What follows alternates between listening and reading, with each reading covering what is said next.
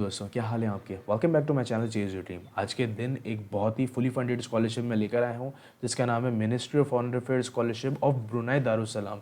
ये एक oil producing country है फार ईस्ट एशिया में। अगर आप मैप के अंदर चेक करें तो Malaysia, Singapore, Philippines and Indonesia की तरफ इनका जो है वो सिचुएटेड है।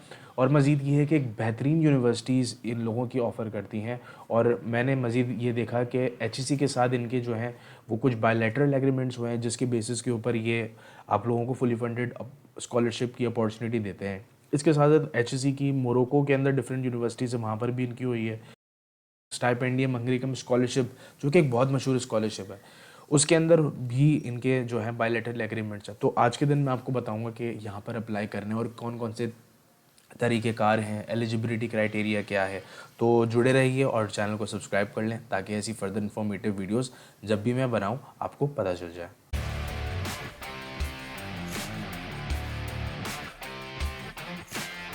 तो सबसे पहले मैं एचईसी के ऊपर आता हूँ। एचईसी के अंदर यहाँ पर मेंशन हुआ है कि इन लोगों ने अपनी जो भी स्कॉलरशिप्स ओपन कर दी हैं और इन यूनिवर्सिटीज़ की नहीं है। अगर आप पढ़ना चाहते हो इन यूनिवर्सिटी के अंदर, for example university of Brunei Darussalam, ठीक है, इनकी स्टेट यूनिवर्सिटी है, university of Islam Sultan Sharif Ali और university of technology Brunei, polytechnic Brunei और बहुत सारी यूनिवर्सिटीज़ हैं यहाँ पर। अगर आप मज़ीद फर्दर नीचे करेंगे तो यहाँ पर आपके सामने लिखा हुआ आ रहा है कि जितनी भी चीज़ें हैं, एलिजिबिलिटी क्राइटेरिया, ये सारी चीज़ें आपको इस जगह पर मिल जाएंगी, जो कि मैं आपको आगे जाकर बताने जा रहा हूँ। लास्ट डेट ऑफ अप्लाई है 15 फरवरी। तो कोशिश करें कि आपको जल्द से जल्द इसके अंदर अगर एडमिशन चाहिए तो फर्स्ट कम फर्स्ट बेसिस के ऊपर करें। एडमिशन प्रोसेस बहुत ईजी है, टू बी वेरी ऑनेस्ट। और मज़ीद ये है कि यहाँ पर अगर आप इस पर क्लिक करेंगे तो ये आपके सामने ओपन हो जाएगी। ये दरअसल इसमें सारी चीज़ें इसके अंदर मेंशन हुई भी हैं कि मास्टर्स प्रोग्राम के अंदर क्या है और उनकी कवरेज किस किस चीज़ें के अंदर हैं और बर्सरीज़ वगैरह सब कुछ। तो यूनिवर्सिटी ऑफ दारुसलाम ये है, तो आप यहाँ पर ज़रूर देख सकते हैं। To be very honest, it's a very good place अगर आप यहाँ पर पढ़ना चाह रहे होते हो।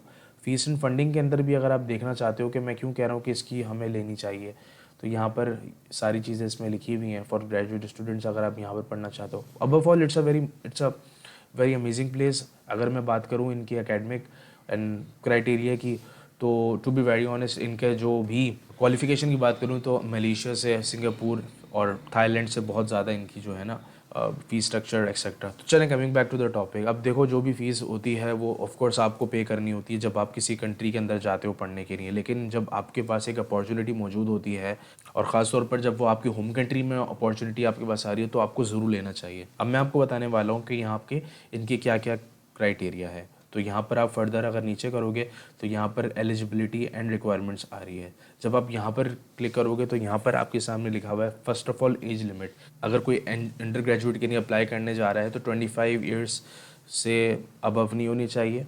और अगर फॉर एग्जांपल कोई डिप्लोमा कोर्स करने के लिए जा रहे हैं तो इसकी भी ये सेम क्राइटेरिया है। वो लोग जो कि मास्टर्स प्रोग्राम में पढ़ने जा रहे हैं उनकी 35 से बिलो होनी चाहिए, उससे ज़्यादा नहीं होनी चाहिए। और मज़ीद इसके बाद कह रहे हैं कि डिग्री प्रोग्राम्स के जो फर्स्ट डे होता है वो जुलाई के अंदर स्टार्ट हो जाता है। इसके बाद फर्दर ये आपसे कह रहे हैं कि इंग्लिश रिक्वायरमेंट के हवाले से तो ज़रूर आप इसको देख लीजिए।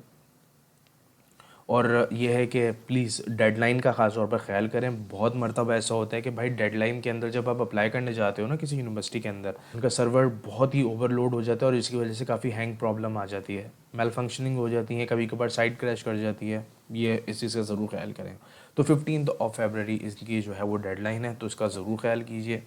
मज़ीद ये है कि जितने भी डॉक्यूमेंट्स यहाँ पर मौजूद हैं, फॉर एग्ज़ाम्पल यहाँ पर आपकी रीसेंट पासपोर्ट साइज़ फ़ोटोग्राफ लिखा हुआ है और आपके अकाडमिक डॉक्यूमेंट्स जो भी होते हैं, यानी कि ट्रांसक्रिप्ट हो गई, डिग्री हो गई, ये आपके पास होनी चाहिए। सर्टिफाइड इंग्लिश ट्रांसलेशन होनी चाहिए।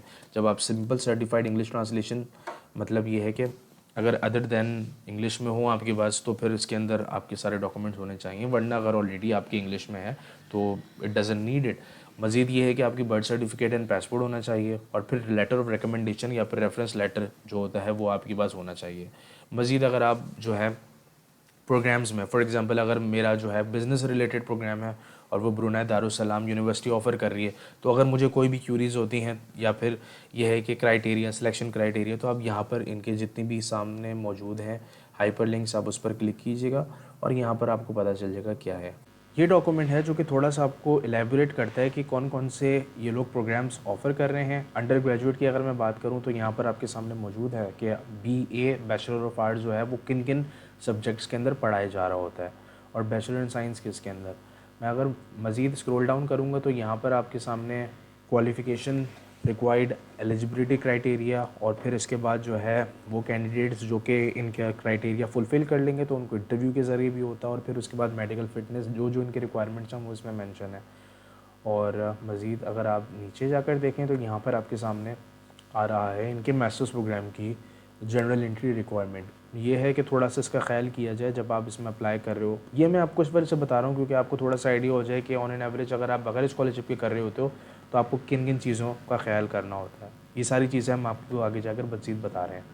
एंड देन इसके बाद होता ये है कि जब हम ये सारी चीज़ें इनकी क्लियर कर देते हैं तो इसके बाद जो है यहाँ पर देखिए क्या लिखा हुआ है। वो लोग जो कि ब्रुनेई दारुस्सलाम के अंदर अप्लाई कर रहे हैं, यूनिवर्सिटी ऑफ ब्रुनेई दारुस्सलाम, तो उनको यहाँ पर भी एक एप्लीकेशन जो है इनको फुल करना पड़ेगी। तो ये है कि और उसकी डेडलाइन भी यहाँ पर मौजूद है। तो अगर आप फर्स्ट यानी कि ये वाली इनकी जो स्टेट यूनिवर्सिटी है अगर आप ये लेते हो, it's a very good university. Overall quality of education जो है वो मुझे बहुत अच्छी लगी, मलेशिया इक्विवेलेंट लगी। और आप यहाँ पर देख सकते हो ये सारी की सारी इनकी स्टेट यूनिवर्सिटीज़ होती हैं, तो इट्स अ गुड प्लेस। तो आपको ये वाला करना पड़ेगा। और सबसे ज़्यादा सवाल मुझसे ही पूछा जाता है कि भाई मैं इस स्कॉलरशिप में क्यों अप्लाई करूं, मैं इस जगह पर क्यों अप्लाई करूं, क्या मुझे पढ़ने के साथ साथ कुछ एडिशनल बेनिफिट्स मिलते हैं।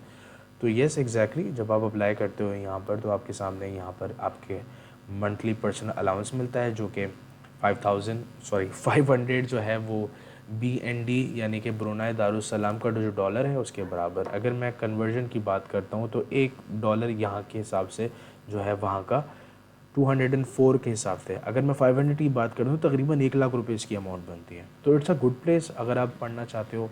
और तो और स्टाइपेंड भी मिल रहा है। साथ साथ ये है कि ये लोग आपको स्टाइपेंड देने के साथ साथ ये है कि आप लोगों को मील अलाउंस भी देते हैं जो कि 150 आपके पास आता है, 150 BND का। तो ब्रुनेई दारुस्सलाम डॉलर, तो एनुअल बुक अलाउंस भी आप लोगों को देते हैं। और मज़ीद ये है कि अकोमोडेशन आप लोगों को प्रोवाइड की जाती है। यार जब आपकी सारी चीज़ें कवर हो रही हैं तो आपकी जो है वो जेब खर्ची की नहीं है, ये आप लोगों को प्रोवाइड कर रहे हैं। जब आपको अकोमोडेशन भी दे रहे हैं, जब आपको मील भी दे रहे हैं, तो यस एक अच्छी जगह है पढ़ने के लिए। इसके साथ साथ वो लोग जो हैं उनको एडिशनल बेनिफिट्स भी मिलते हैं। वो लोग जो कि एशियन रीजन से ताल्लुक़ रखते हैं, अगर उनको वहाँ से कुछ अपनी चीज़ें मंगवानी होती हैं या फिर वहाँ पर उनको भेजनी होती हैं कुछ चीज़ें, तो यहाँ पर इनके साथ आए हुए होते हैं। ये उनके सूटेबल जो है वो अलाउंस दिए गए हैं। मज़ीद दोस्तों ये ज़रा आप नीचे करके देखिए कि बहुत सारी चीज़ें जो हैं जब हम अप्लाई करने जा रहे होते हैं किसी भी यूनिवर्सिटी के अंदर, तो आपको कुछ चीज़ें ख्याल करनी होती हैं। जैसे कि ये बायलैटरल एग्रीमेंट है between your ministry of foreign affairs and HEC।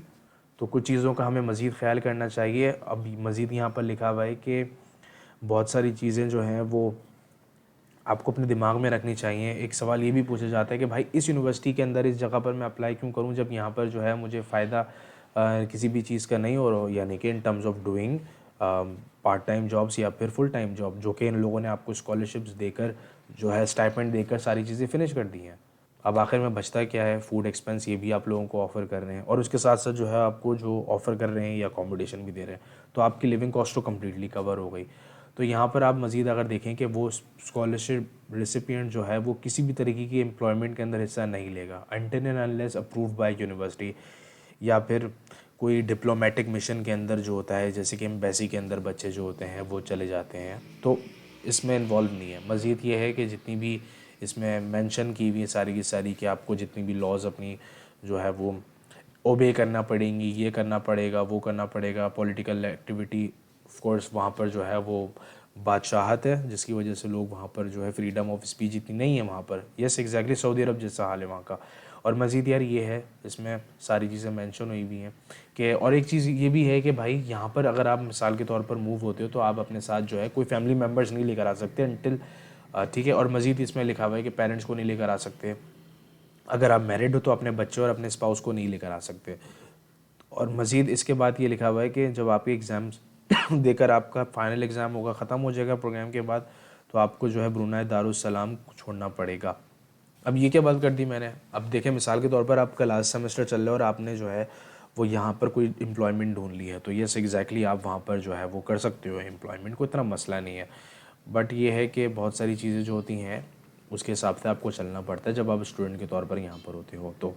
तो एक चीज़ मज़ीद मैं एंड एंड आपको एक डिस्क्लेमर के तौर पर बोलना चाह रहा हूँ कि देखो किसी चीज़ का कोई भरोसा नहीं होता कि वो अभी सही चल रही है अगले चीज़ ना होता ये है कि जो साइट्स होती हैं वो क्रैश हो जाती हैं जब आप जो है वो ज़्यादातर जब लोड वहाँ पर बढ़ जाता है। तो कोशिश करेंगे जल्द से जल्द करें, लेकिन आई बिलीव इस समय अगर मैं इनकी एप्लीकेशन फॉर्म की बात करूं तो इसकी वजह से नहीं होगा क्योंकि ये सारे का सारा गूगल फॉर्म के ऊपर उन लोगों ने अपना एडमिशन प्रोसेस रखा हुआ है।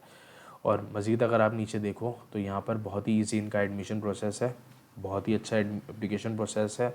तो प्लीज़ ज़रा अपने तरीके से जो है वो सारी चीज़ें कीजिए, सारी चीज़ें जो हैं वो आप प्रिपेयर कर लीजिए जो कि यहाँ इनके सारी चीज़ें मेंशन हुई हुई हैं, अपने जितने भी डॉक्यूमेंट्स वगैरह हैं सब कुछ।